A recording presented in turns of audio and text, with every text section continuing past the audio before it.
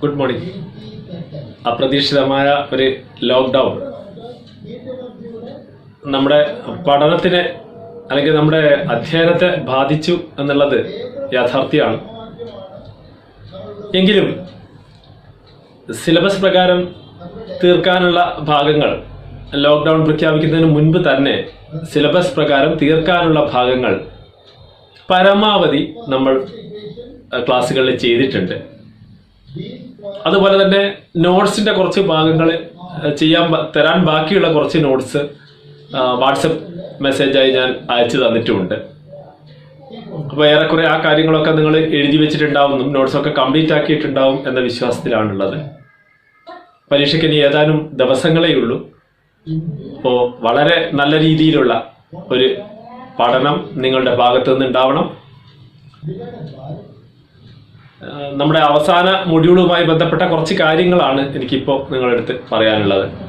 അതോടൊപ്പം തന്നെ കുറച്ച് യൂണിവേഴ്സിറ്റി ചോദ്യങ്ങൾ നിങ്ങൾക്ക് മുൻപിൽ അവതരിപ്പിക്കുകയും വേണം. ആ ക്വസ്റ്റ്യൻസ് ഞാനൊരു അടുത്ത മൊഡ്യൂളായിട്ട് മറ്റൊരു വീഡിയോയിൽ ചെയ്യുന്നുണ്ട്. ഇപ്പൊ നമ്മുടെ അവസാനത്തെ മൊഡ്യൂൾ ഇന്റർസ്റ്റേറ്റ് കൺസൾട്ടേറ്റീവ് മെഷീനറി എന്നുള്ള ആ ഭാഗം ഞാൻ ക്ലാസ്സിൽ പറഞ്ഞതാണ്. എങ്കിലും നമ്മൾ വളരെ വേഗത്തിൽ കഴിഞ്ഞു പോയി എന്നുള്ളത് കൊണ്ട് ഒന്നുകൂടെ ആ കാര്യം ഒന്ന് വ്യക്തമാക്കാൻ വേണ്ടി മാത്രമാണ് നമ്മളിപ്പോൾ ഈ വീഡിയോ ചെയ്തിട്ടുള്ളത്. നമ്മുടെ ലാസ്റ്റ് മൊഡ്യൂളാണ് ഇന്റർസ്റ്റേറ്റ് കൺസൾട്ടേറ്റീവ് മെഷീനറീസ് അഥവാ അന്തർ സംസ്ഥാന ഏജൻസികൾ, അന്തർ സംസ്ഥാന സമിതികൾ. എന്താണ് അന്തർ സംസ്ഥാന സമിതികൾ, അല്ലെങ്കിൽ എന്താണ് ഈ ഇന്റർ സ്റ്റേറ്റ് കൺസൾട്ടേറ്റീവ് മെഷീനറി എന്നുള്ളത് നമ്മൾ ആദ്യം മനസ്സിലാക്കുകയാണ്. നിങ്ങൾക്കറിയാം, ഇന്ത്യ ഒരു ഫെഡറൽ രീതിയിലുള്ള ഒരു രാജ്യമാണ്. ഇന്ത്യയെ ഒരു ഫെഡറൽ രൂപത്തിലാണ് ഭരണഘടന രൂപപ്പെടുത്തിയിരിക്കുന്നത് അല്ലെങ്കിൽ വിഭാവനം ചെയ്തിരിക്കുന്നത്. എന്താണ് ഫെഡറൽ സംവിധാനം? ക്ലാസ്സിൽ പറഞ്ഞതാണ് നമ്മൾ. ഫെഡറൽ സംവിധാനം എന്ന് പറഞ്ഞാൽ അവിടെ രണ്ട് തരത്തിലുള്ള ഗവൺമെന്റുകൾ ഉണ്ടാകുന്ന ഒരു രീതിയാണ്. കേന്ദ്രത്തിലൊരു ഗവൺമെന്റ് ഉണ്ടാവും, സംസ്ഥാനങ്ങളിൽ മറ്റൊരു ഗവൺമെന്റ് ഉണ്ടാവും. സ്വാഭാവികമായും ഈ 2 സെറ്റ്സ് ഓഫ് ഗവൺമെന്റ് ഉണ്ടാവുന്നത് കൊണ്ട് തന്നെ, രണ്ട് വിഭാഗം ഗവൺമെന്റ് ഉണ്ടാവുന്നത് കൊണ്ട് തന്നെ അവിടെ എന്തിനുള്ള പോസിബിലിറ്റീസ് ഉണ്ട്? ക്ലാഷിനുള്ള സാധ്യതകളുണ്ട്, തർക്കങ്ങൾക്കുള്ള സാധ്യതകളുണ്ട്. വെവ്വേറെ സംസ്ഥാനങ്ങൾ പരസ്പരം ഒരു രാജ്യത്തിനുള്ളിൽ സെറ്റ് ചെയ്യുന്നത് കൊണ്ട് തന്നെ അവിടെ സംസ്ഥാനങ്ങൾക്കിടയിലും തർക്കങ്ങൾക്കുള്ള സാധ്യതയുണ്ട്. ഓരോ സംസ്ഥാനവും വ്യത്യസ്ത രീതികളിലാണ് വളർന്ന് വികസിച്ചത് എന്നുള്ളത് കൊണ്ട് തന്നെ സംസ്ഥാനങ്ങൾക്കിടയിൽ ഇനീക്വാലിറ്റി അല്ലെങ്കിൽ അസമത്വവും ഉണ്ടാവും. ഇതൊക്കെ ഒരു ഫെഡറൽ സംവിധാനത്തിന് വലിയ ദോഷം ചെയ്യുന്ന സാധനങ്ങളാണ്, ഈ പറഞ്ഞ പ്രശ്നങ്ങളൊക്കെ. അപ്പൊ ഇതിനെയൊക്കെ പരിഹരിച്ച് ഫെഡറൽ സിസ്റ്റം കൃത്യമായിട്ട് മുന്നോട്ട് പോകണം. അങ്ങനെ ഫെഡറൽ സംവിധാനത്തെ മുന്നോട്ട് കൊണ്ടുപോകാനുള്ള ഒരു ഉപാധിയാണ് ഈ പറയുന്ന അന്തർ സംസ്ഥാന സമിതികൾ. In a federal form of government, there are 2 types of governments. So, there is a chance of clash. അതുകൊണ്ട് തന്നെ അവിടെ ക്ലാഷിനുള്ള അല്ലെങ്കിൽ പരസ്പര തർക്കത്തിനുള്ള സാധ്യത. അതിനു പുറമെ ഒരു ഫെഡറൽ സംവിധാനത്തിന്റെ വിജയം എപ്പോഴും ആ ഫെഡറൽ സംവിധാനത്തിനകത്തുള്ള കേന്ദ്ര ഗവൺമെന്റും സംസ്ഥാന ഗവൺമെന്റും തമ്മിലുള്ള നല്ല ബന്ധത്തിന്റെ അടിസ്ഥാനത്തിലും അവർ പരസ്പരം തമ്മിലുള്ള, കേന്ദ്രവും സംസ്ഥാനവും തമ്മിലുള്ള അധികാര വിഭജനം, വളരെ സ്മൂത്തായ അധികാര വിഭജനവും അവരുടെ ബന്ധത്തിന്റെ അടിസ്ഥാനത്തിലും സംസ്ഥാനങ്ങൾക്കിടയിലുള്ള കോഓപ്പറേഷനിലും കോർഡിനേഷന്റെയും അടിസ്ഥാനത്തിലാണ്. അപ്പോൾ ഒരു ഫെഡറൽ സംവിധാനം വിജയിക്കണമെങ്കിൽ ഫെഡറൽ ഗവൺമെന്റുകൾക്കിടയിൽ, സംസ്ഥാന ഗവൺമെന്റുകൾക്കിടയിൽ സഹകരണം വേണം, സംസ്ഥാന ഗവൺമെന്റുകൾക്കിടയിൽ സഹകരണം വേണം, അവർക്കിടയിൽ അവർ തമ്മിലുള്ള യോജിപ്പുണ്ടായിരിക്കണം. അതിനോടൊപ്പം കേന്ദ്ര ഗവൺമെന്റും സംസ്ഥാന ഗവൺമെന്റുകളും തമ്മിൽ നല്ല ഒരു റിലേഷൻ നിലനിൽക്കുകയും വേണം, നല്ലൊരു ബന്ധം നിലനിൽക്കുകയും വേണം. ഇതൊക്കെ ഉണ്ടാക്കിയെടുക്കാനുള്ള സംവിധാനം എന്ന നിലക്കാണ് ഇന്റർസ്റ്റേറ്റ് കൺസൾട്ടേറ്റീവ് മെഷീനറീസ് അഥവാ അന്തർ സംസ്ഥാന സമിതികൾ നമ്മൾ രൂപീകരിക്കുന്നത്. പ്രധാനപ്പെട്ട അന്തർ സംസ്ഥാന സമിതികളെ പറ്റിയാണ് നമ്മൾ ഈ ചാപ്റ്ററിൽ മനസ്സിലാക്കുന്നത്. എന്തൊക്കെയാണ് പ്രധാനപ്പെട്ട അന്തർ സംസ്ഥാന സമിതികൾ എന്നുള്ളതാണ് നമ്മൾ നോക്കുന്നത്. അന്തർ സംസ്ഥാന സമിതികളിൽ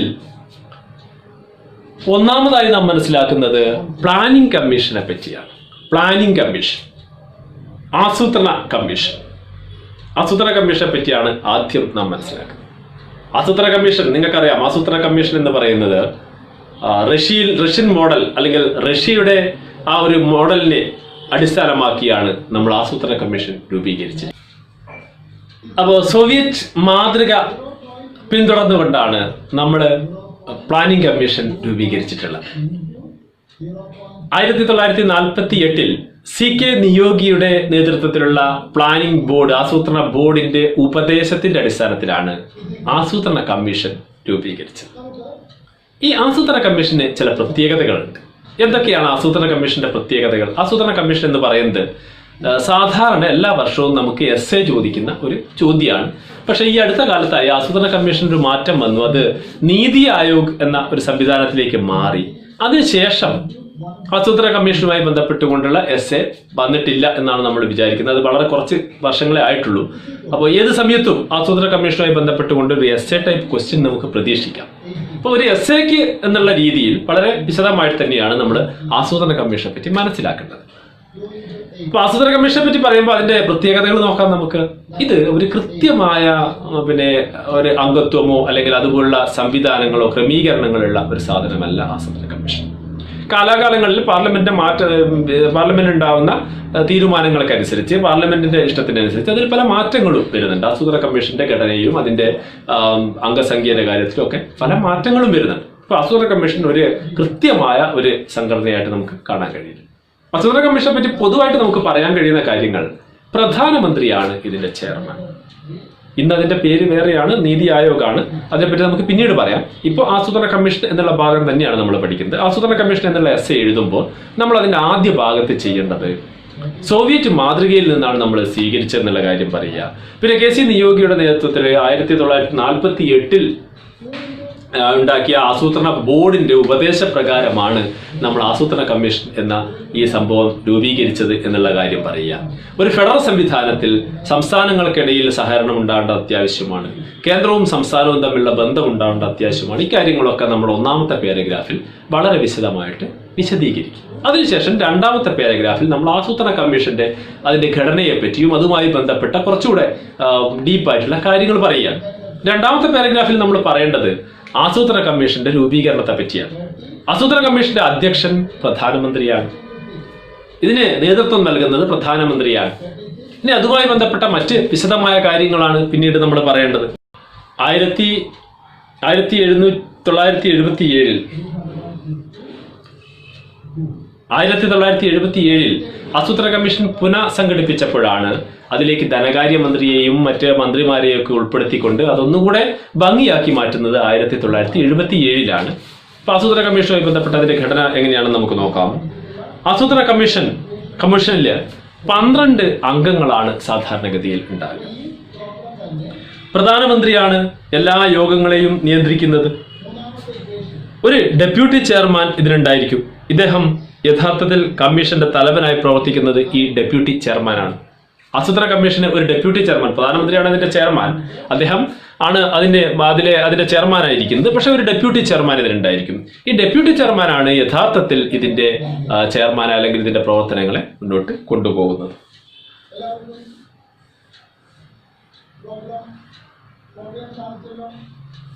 ഇദ്ദേഹം ക്യാബിനറ്റ് റാങ്കുള്ള ഒരു ഉദ്യോഗസ്ഥനാണ്. ഈ ഡെപ്യൂട്ടി ചെയർമാൻ എന്ന് പറയുന്ന ആൾ ക്യാബിനറ്റ് റാങ്കുള്ള ഒരു ഉദ്യോഗസ്ഥനാണ്.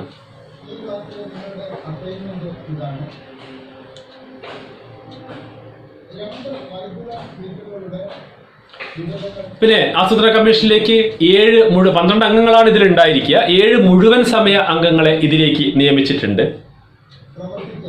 സംസ്ഥാന മന്ത്രിമാർക്ക് തുല്യമായ പദവിയാണ് ഈ അംഗങ്ങൾക്ക്, ഇതിൽ ആസൂത്രണ കമ്മീഷനിലെ അംഗങ്ങൾക്കുള്ളത്.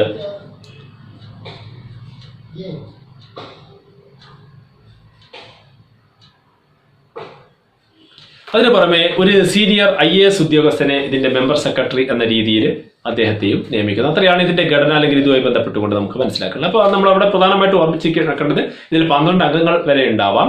പ്രധാനമന്ത്രിയാണ് ഇതിന്റെ ചെയർമാൻ. ഒരു ഡെപ്യൂട്ടി ചെയർമാൻ ഉണ്ടായിരിക്കും. ആ ഡെപ്യൂട്ടി ചെയർമാനാണ് ഇതിന്റെ ദൈനംദിന പ്രവർത്തനങ്ങളെ മുന്നോട്ട് കൊണ്ടുപോകുന്നത്. 7 മുഴുവൻ സമയ അംഗങ്ങൾ ഇതിലുണ്ട്. ഈ 7 മുഴുവൻ സമയ അംഗങ്ങളും ഇതിന്റെ പ്രവർത്തനങ്ങൾ കൊണ്ടുപോകുന്നുണ്ട്. ഇതിന്റെ പ്രവർത്തനങ്ങളുമായി ബന്ധപ്പെട്ടുകൊണ്ട് ഫുൾ ടൈം പ്രവർത്തിക്കുന്നുണ്ട്. അതിന് പുറമെ ഒരു IAS ഉദ്യോഗസ്ഥൻ, ഒരു സീനിയർ IAS ഉദ്യോഗസ്ഥനുണ്ട്. അതിന് പുറമെ ഒരു സീനിയർ IAS ഉദ്യോഗസ്ഥനുണ്ട്. ആ IAS ഉദ്യോഗസ്ഥനാണ് ഇതിന്റെ മെമ്പർ സെക്രട്ടറി ആയിട്ട് പ്രവർത്തിക്കുന്നത്. ഇനി ആസൂത്രണ കമ്മീഷന്റെ പ്രവർത്തനങ്ങളെ പറ്റിയാണ് അടുത്തായിട്ട് നമ്മൾ പരിശോധിക്കുന്നത്. അടുത്ത പാരഗ്രാഫിൽ അതിന്റെ പ്രവർത്തനങ്ങളും അതുമായി ബന്ധപ്പെട്ട കാര്യങ്ങളുമാണ് നമ്മൾ പറയുന്നത്. എങ്ങനെയാണ് ഇതിന്റെ പ്രവർത്തനം മുന്നോട്ട് പോകുന്നത് എന്നുള്ളതിനെ പറ്റി നമുക്ക് അടുത്ത പാരഗ്രാഫിൽ പ്രതിപാദിക്കാം.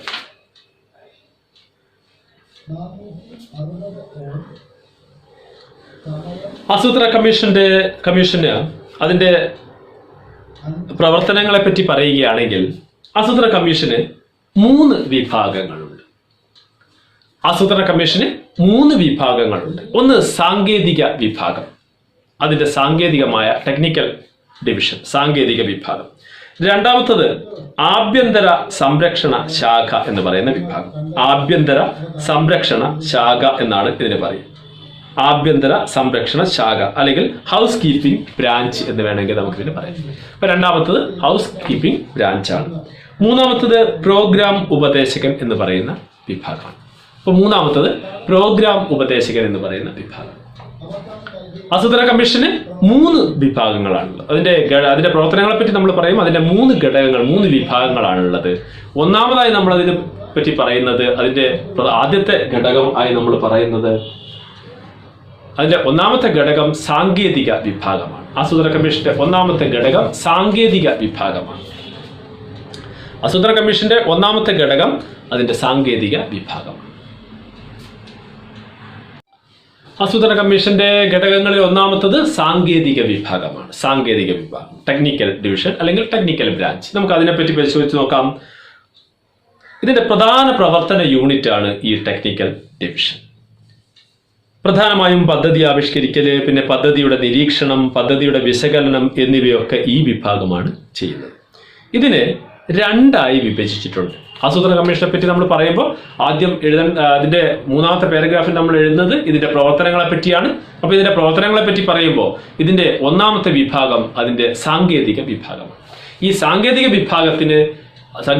വിഭാഗം എന്ന് പറയുന്നത് ആസൂത്രണ കമ്മീഷന്റെ ഏറ്റവും പ്രധാനപ്പെട്ട മേഖലയാണ്, ഏറ്റവും പ്രധാനപ്പെട്ട ഭാഗമാണ്.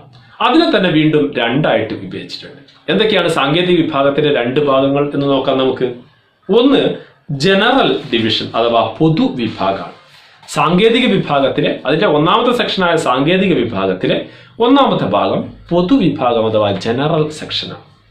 ഈ ജനറൽ സെക്ഷനിൽ ദേശീയ ഇൻഫർമേഷൻ സെന്റർ, പിന്നെ സാമ്പത്തിക വിഭവ കേന്ദ്രം, വികസന നയ വിഭാഗം, അന്തർദേശീയ സാമ്പത്തിക വിഭാഗം, സാമ്പത്തിക സാമൂഹിക ഗവേഷണ യൂണിറ്റ്, ഭാവി ആസൂത്രണ പദ്ധതികളുടെ വിഭാഗം, തൊഴിൽ മനുഷ്യവിഭവശേഷി വിഭാഗം, സ്ഥിതിവിവര കണക്കുകളുടെ വിഭാഗം, പിന്നെ സംസ്ഥാന ആസൂത്രണ വിഭാഗം, പ്രോജക്റ്റ് വിലയിരുത്തലും അതിന്റെ മാനേജ്മെന്റും എന്നിങ്ങനെയുള്ള വിഭാഗങ്ങളൊക്കെ ഇതൊക്കെ ഉൾപ്പെടുന്നതാണ് ഏത് പൊതുവിഭാഗം അഥവാ ജനറൽ ഡിവിഷൻ.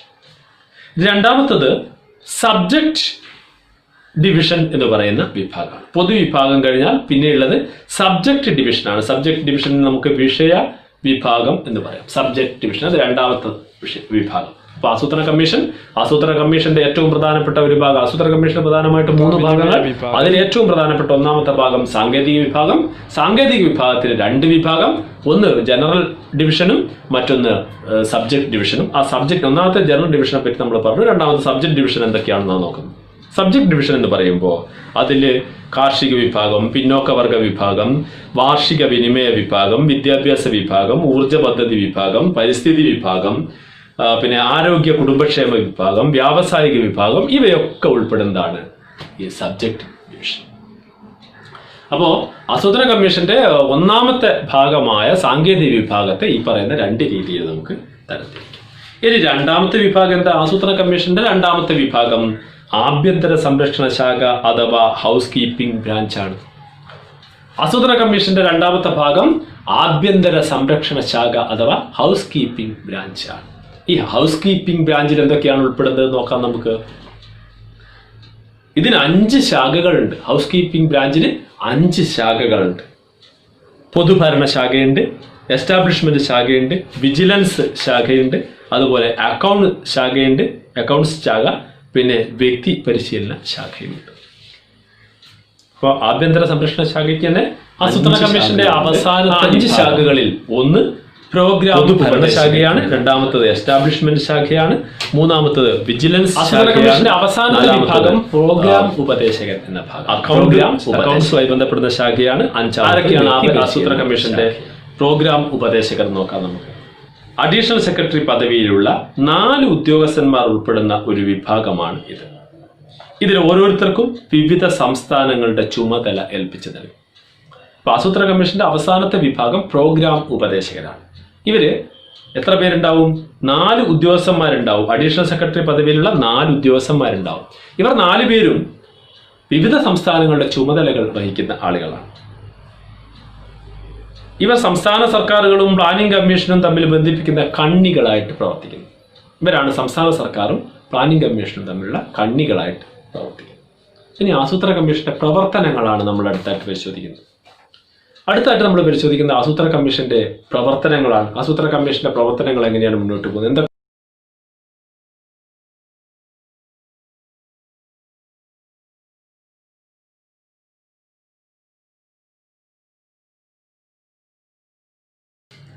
ആസൂത്രണ കമ്മീഷന്റെ പ്രവർത്തനങ്ങൾ എന്തൊക്കെയാണ് എന്ന് പരിശോധിക്കാം നമുക്ക് അടുത്തായിട്ട്. എന്തൊക്കെ പ്രവർത്തനങ്ങളാണ് ആസൂത്രണ കമ്മീഷൻ നടത്തുന്നത് നോക്കാം. അതിന്റെ ഒന്നാമത്തെ ചുമതല രാഷ്ട്രത്തിന്റെ വിഭവങ്ങൾ വർഗീകരിക്കുകയാണ്. ആസൂത്രണ കമ്മീഷന്റെ രണ്ടാമത്തെ ചുമതല വിഭവങ്ങളുടെ ഉപയോഗത്തിനായി കാര്യക്ഷമവും പ്രാവർത്തികവുമായ പദ്ധതികൾ ആവിഷ്കരിക്കുകയാണ്. മൂന്നാമത്തെ ചുമതല മുൻഗണനകൾ നിശ്ചയിക്കുകയും പദ്ധതി നടപ്പിലാക്കുന്നതിനുള്ള ഘട്ടങ്ങൾ തീരുമാനിക്കുകയും ചെയ്യുക എന്നുള്ളതാണ്. 4 സാമ്പത്തിക വികസനത്തെ തടയുന്ന ഘടകങ്ങളും അതിൻ്റെ കാരണങ്ങളും കണ്ടെത്തുക എന്നുള്ളതാണ്. 5 പദ്ധതികൾ വിജയിപ്പിക്കുന്നതിനാവശ്യമായ സാങ്കേതിക വശങ്ങൾ മനസ്സിലാക്കുകയാണ്. 6 പദ്ധതികൾ വിലയിരുത്തുകയും പിന്നെ കാലാകാലങ്ങളിൽ അതിനാവശ്യമായ മാറ്റങ്ങൾ നിർദ്ദേശിക്കുകയും ചെയ്യുകയാണ്. അപ്പം പഞ്ചവത്സര പദ്ധതികൾ ഉൾപ്പെടെ രാജ്യത്തിന്റെ വളർച്ചയ്ക്കും വികസനത്തിനും ജനങ്ങളുടെ ജീവിത നിലവാരം ഉയർത്തുന്നതിനും ആവശ്യമായ സുപ്രധാനമായ പദ്ധതികൾ ആസൂത്രണ കമ്മീഷൻ നടപ്പിലാക്കുന്നുണ്ട്. 2014 മുതൽ ആസൂത്രണ കമ്മീഷന് പകരം നീതി ആയോഗ് എന്ന പേരിലാണ് അത് അറിയപ്പെടുന്നത്. അപ്പോൾ ആസൂത്രണ കമ്മീഷൻ നീതി ആയോഗ് എന്ന പേരിലാണ് 2014 ശേഷം അറിയപ്പെടുന്നത്. ആസൂത്രണ കമ്മീഷനേക്കാൾ കുറച്ചുകൂടി വിപുലമായ രീതിയിലാണ് നീതി ആയോഗ് പ്രവർത്തിക്കുന്നത്. ഏകദേശം അതേ ഘടന തന്നെയാണ് അതിന്, പക്ഷേ കുറച്ചും കൂടെ വിപുലമായ രീതിയിലാണ് നീതി ആയോഗ് പ്രവർത്തിക്കുന്നത്. നമ്മുടെ അടുത്ത ടോപ്പിക്ക് ധനകാര്യ കമ്മീഷനാണ്, ഫിനാൻസ് കമ്മീഷൻ. ഭരണഘടനയുടെ ആർട്ടിക്കിൾ 280 പ്രകാരം നമ്മുടെ രാഷ്ട്രപതിക്ക് 5 വർഷത്തേക്ക് ഒരു ധനകാര്യ കമ്മീഷനെ നിയമിക്കാൻ വേണ്ടി കഴിയും. അപ്പോൾ ഈ ധനകാര്യ കമ്മീഷന് ചുമതല എന്താണെന്ന് ചോദിച്ചാൽ ധനപരമായ വിഭവങ്ങൾ സംസ്ഥാനങ്ങൾക്കിടയിലുള്ള പങ്കുവെക്കലും അതിന്റെ വിതരണവും ഒക്കെയായി ബന്ധപ്പെട്ടുകൊണ്ടുള്ള ആ ഒരു കാര്യങ്ങളാണ് ധനകാര്യ കമ്മീഷൻ പരിശോധിക്കുന്നത്. 1951 ആദ്യമായിട്ടൊരു ധനകാര്യ കമ്മീഷനെ നിയമിക്കുന്നത്. ഇപ്പോൾ 5 അംഗങ്ങളാണ് ഇതിലുണ്ടാകുന്നത്. ഇവരെ പാർലമെന്റിന്റെ നിയമത്തിനനുസരിച്ച്, പാർലമെന്റ് പാസ്സാക്കുന്ന നിയമങ്ങൾക്കനുസരിച്ച് ധനകാര്യ കമ്മീഷനുമായി ബന്ധപ്പെട്ട കാര്യങ്ങളിൽ മാറ്റങ്ങൾ ഉണ്ടായേക്കാം. ഇവരുടെ നിയമനം, യോഗ്യത എന്നിവയൊക്കെ നമ്മുടെ പാർലമെന്റാണ് നിശ്ചയിക്കുന്നത്.